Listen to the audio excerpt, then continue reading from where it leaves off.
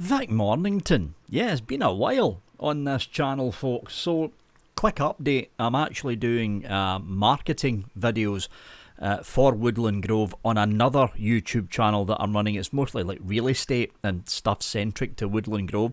I'll pop a link to that other channel down in the description, but I've also been having major computer issues, but they've now, thankfully, all been fixed. They've finally all been fixed. Well, it's not a brand new, it's a second-hand graphics card that I've got to replace the old one, which was on its last legs, basically, and a new power supply.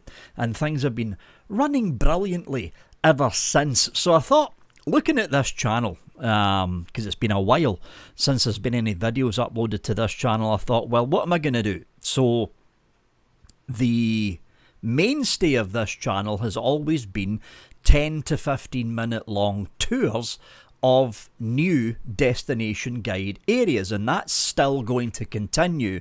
Those videos will probably be uploaded on the weekends, either Friday or Saturday. That's still going to continue, but there needed to be another series of videos that would work alongside the destination guide videos, and I thought to myself, Second Life in 2026. That's probably the best idea to go forwards with this channel. So starting at the very basics and working into what you can actually do in SL in 2026. And the whole point of these videos is to essentially show people that may have dipped their toe in Second Life in 2013. Or 2017, or 2020/2021, when there was big spikes. Those were the three massive spikes of new people coming into Second Life to see what it was like. Those bigger spikes being in 2013 and 2017, and more especially for the folks that came in before 2017, had a look and left, and simply never came back.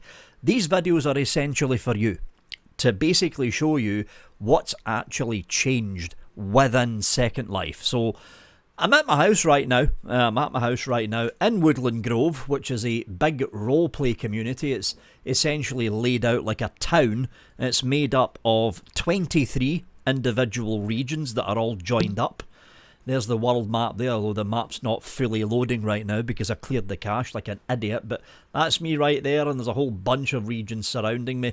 You could probably tell, especially if you haven't been in Second Life for the better part of a decade, that yeah, the graphics have improved. Not just the graphics, but the avatars have improved as well. Now, I don't have the best looking avatar in Second Life because I made mines on the cheap, but especially if you haven't been in SL since about 2013, 2015, mesh is now a thing.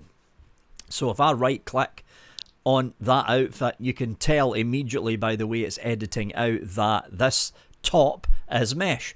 The jeans are mesh, the hair's mesh, the head's mesh, the body's mesh, everything's mesh. Well, not everything, there's still some older style of clothing's out there, but everything's mesh now. That's why the avatars look 10 times better than what they used to be. And like the last time you were in Second Life, 95% of the items that you see in World are made by another player or resident in Second Life. To give you an idea, this is a sunken garden that I made recently. If I right click on that and edit it, you'll see the creator name who actually made the item is me, Vic Mornington. Same goes for the ground that I'm standing on. It's just a simple prim object, the ground. Vic Mornington. The house that I'm living in is made by a company called Onsu, not Linden Lab. If we look at the back for the smaller houses at the back, this house was made by Roost Homes. Again, not Linden Lab, as is the case for what Second Life was. The last time you were in Second Life, it may have been 10 years ago, it may have been 15 years ago. 95% of the items that you see wherever you go, whether it be a club, whether it be a sandbox, or whether you're just generally exploring Second Life, 95% of the items that you see is made by another player.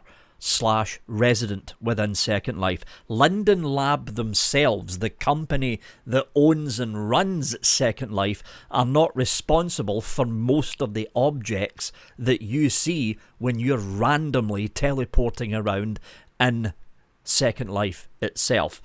The big thing you're probably seeing is the graphics, and I've got to admit right now I've got the graphics set for medium. I'm running in fact I can show you actually, I am not running the latest and greatest computer out there, folks. The processor which is there, it's an AMD Ryzen 7 5800X 8 core, but the graphics card here is from a couple of generations ago. It's a 3060 12 gig of graphics memory in it. It's nowhere near the latest and greatest graphics card. However, if I head up to Avatar, head into Preferences, and then just click on that Ultra Quality again, or just hit the reset and let Firestorm, I'm using a third-party viewer by the way, not the standard viewer from Linden Lab itself. If I just hit reset, and there we go, it's automatically set it for high, shadows are switched on, reflection details are on, but I can bump the graphics quality up into Ultra to get a little bit more detail going on, and you can immediately see there are now shadows on the ground, and there's shadows casted by the trees in the relative position to the sun that you're seeing up there. So yeah, the graphics quality of Second Life has improved dramatically over the past decade, and even more so now over the past couple of years, because recently Linden Lab, which is of course the company that owns and maintains Second Life, Linden Lab implemented physically based rendering, PBR, which you see in a lot of Vulkan and older OpenGL type games. And physical based rendering essentially uses the graphics card itself to render a lot of aspects that you're seeing on the texture work, including reflection probes and shine/particles. It's no longer solely dependent mostly on the pipeline that's coming from the main CPU. Now, Second Life is making much more use of graphics cards compared to what it used to be. So if we just bump up the draw distance to 400 meters and have a look around where I am right now, not all of it's going to res in, by the way, because I do have the draw distance down pretty low. You can see the outer part starting to res. I am essentially in the middle of a town. Yeah, in the middle of a town. This town is, again, not owned or ran by Linden Lab. It's owned and maintained by other individuals within Second Life. And this is basically a roleplay town. More about roleplay towns as this series of videos goes on. So there we have it, folks. The basics of Second Life, including the massive graphical improvements that you're actually seeing within Second Life itself. It is true that, in fact, you know what, this running like a slideshow now because I bumped the draw distance up a little bit high. Let's just pop the draw distance, in fact, not the draw distance, let's pop the graphics back down to high again. There we go, that's better. It's not running like a slideshow anymore.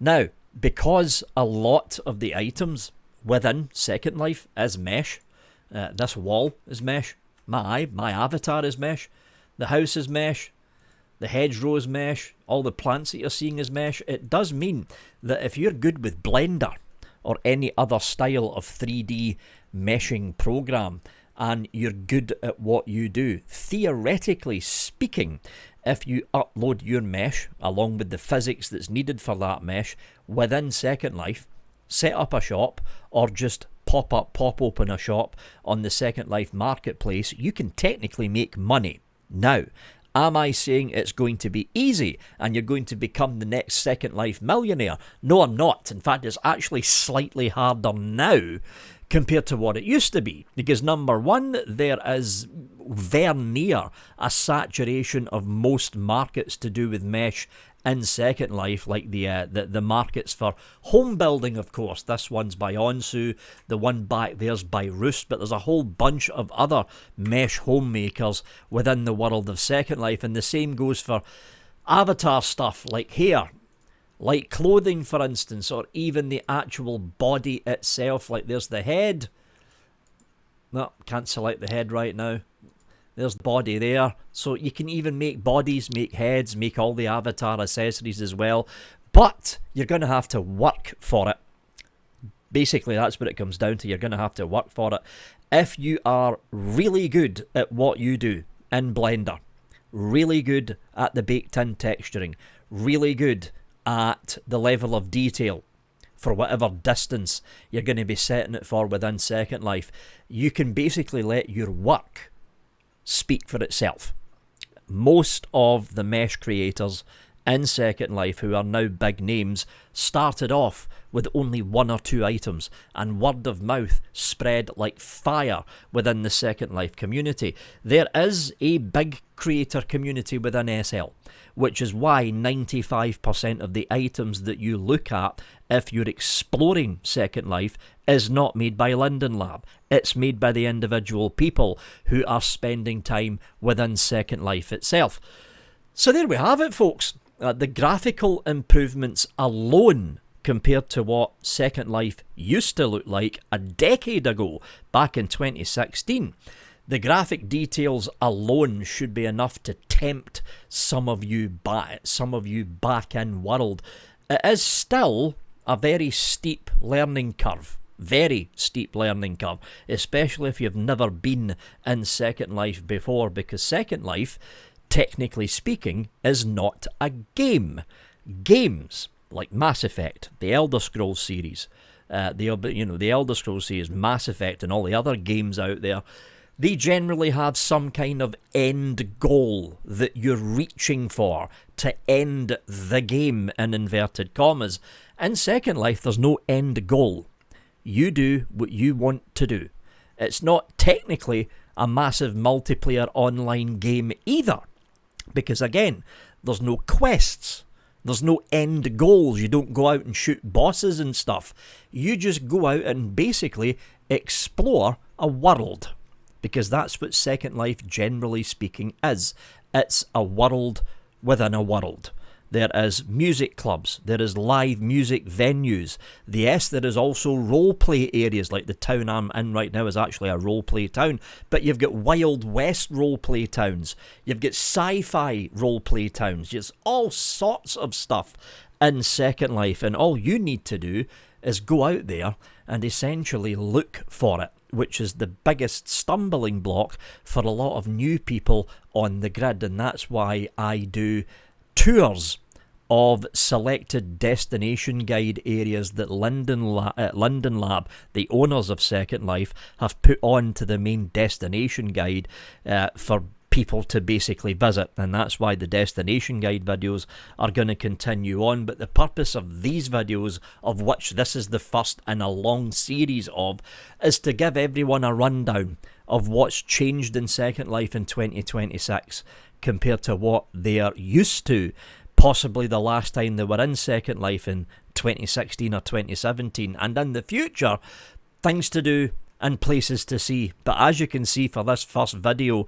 Second Life is not the low quality graphics game that it used to be 10 years ago. There is now a serious case for Second Life to actually be considered a generally decent graphical quality game. I mean, just looking at basic landscaping, like for here, never was the case that you would get plants and landscaping as good looking as these within Second Life before mesh imports were actually allowed into the grid. In fact, I can show you one even better than this. I have some friends. This is all regions that make up Woodland Grove, by the way. It's a very big place. I have some friends who live in another region of Woodland Grove, and if we look at their house, you can get a better idea of what better landscaping looks like if you've got a little bit more room to play with. Now, we're just going to have to let all this quietly resin, and what I'm going to do is get rid of the HUD, so you're just looking at the main screen, and we'll just let all this resin as I sit here and talk. Now again, all of the plants that you're seeing here, all of the landscaping, Linden Lab had nothing to do with this. They're all created by individual creators within Second Life itself, and what you're basically looking at is a very small chunk of woodland that is sitting next to somebody's house within Woodland Grove. If I just grab the back of me and then just move the camera around. Yeah, you couldn't get this kind of landscaping and this kind of graphical detail. Oh, that's farmland, by the way. There's a farming, it's some kind of farming roleplay hub where you grow crops and stuff. I don't know. I never actually get interested in that kind of thing. But you couldn't get stuff this good in Second Life even 10 years ago. Even 10 years ago. So this is the kind of quality that you would now expect to have in Second Life. And the best thing is, you don't need a latest generation graphics card. Even to get the dynamic shadows, to get the PBR, to get the PBR texturing. You don't need a latest generation graphics card. I'm running this at ultra quality on a 3060 12GB GTX. You could more than likely still run it at least high quality, still with shadows switched on, with a GTX 1080. So even if you've got a graphics card that could be 5 or 6 generations behind the current graphics card, you'll still be able to look at Second Life with shadows and with HDR all still switched on. What you won't be able to do is run it with the draw distance, like how far your graphics card can look into the world. You won't be able to run it with the draw distance set too far. It's as simple as that, because running it with shadows on, even for this 3060, is still a little bit of a struggle if I crank the draw distance up to like 300 or 400 meters to take in what is essentially 9 or 10 regions worth, including hundreds of houses, loads and loads, thousands possibly, in fact not hundreds of houses, maybe about 30 or 40 houses, but plus all that houses landscaping, all the furniture inside the houses. Yeah, if you want to do that kind of thing, you'll need a 4000 series card or a 5000 series card. But if you keep the draw distance down, which is what I'm doing, mine's is down at 128, you'll be able to essentially view everything within the region that you're standing on, and as you walk forward, that 128 meter draw distance will slowly res in stuff when it hits the 128 meter mark. And there we go, folks. Yeah, the graphical quality, you can even see the shadows interacting on the face of the avatar as the avatar moves around. But yeah, the graphical quality of Second Life has improved immensely, especially if you haven't been within SL for the better part of a decade. The learning curve is steep, granted, but if you look at the official Second Life website, of which I will link to down in the description, and then look at the destination guide, Linden Lab themselves have a very, very long list. It's up to like hundreds of places now. A very long list of different places and different types of places that you may be interested in joining. And we're going to be looking at one area of that destination guide for the next video as we continue on in Second Life in 2026, because the next video is going to be all about music-based destinations. That's it from me, folks. Have a good one.